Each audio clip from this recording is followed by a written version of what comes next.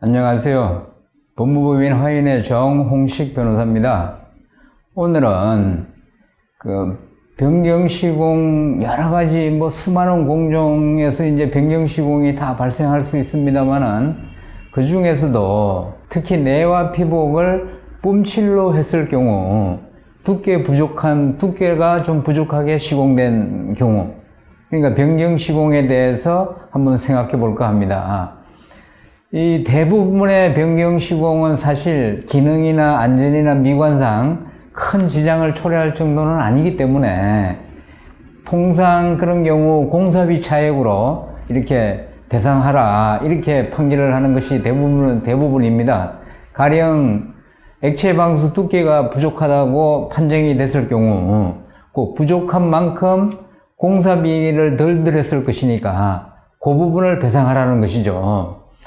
그런데 뿜칠로 내와 피복을 했을 경우 이게 이제 최소 물론 이제 H빔의 위치에 따라서 그 뿜칠의 두께도 약간씩 다릅니다만은 평균적으로 한 2cm 정도를 해야 되는데 이 2cm의 뿜칠로 내와 피복을 할 경우에 한 번 그 시공으로 2cm를 두께를 시공할 수가 없습니다.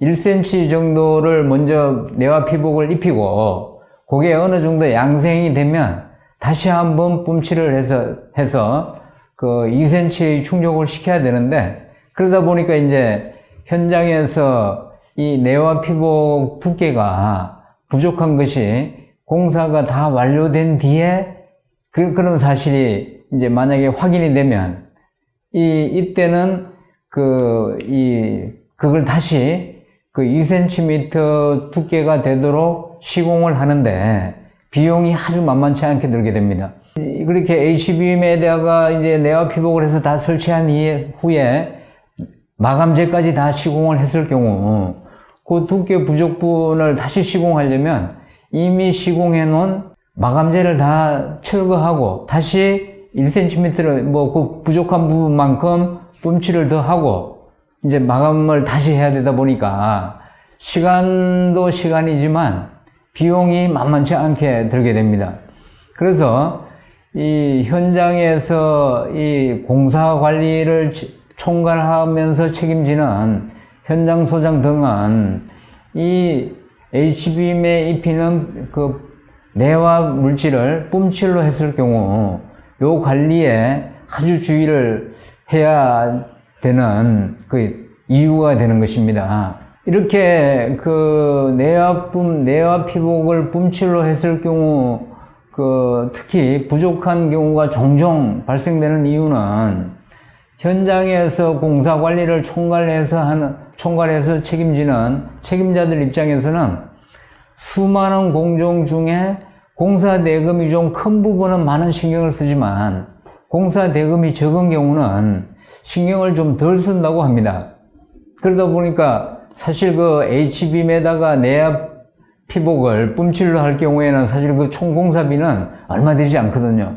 그러다 보니까 공사 대금도 적고 하다 보니까 좀 신경을 덜 쓰기도 하고 또 내와 피복을 뿜칠로 하는 그 시공을 할 경우 두 번에 걸쳐서 하다 보니까 이게 이제 시간도 시간이지만 비용도 들고 그래서 실제 이 내와 뿜칠로 내와 피복을 입히는 그런 공사를 하도 곱봐서 하는 이 근로자들 입장에서는 전문업체 입장에서는 간혹 이제 그런 경우가 발생된다고 합니다. 그냥 한 번만 뿜칠을 입히고 마감을 하고 마는 것이죠.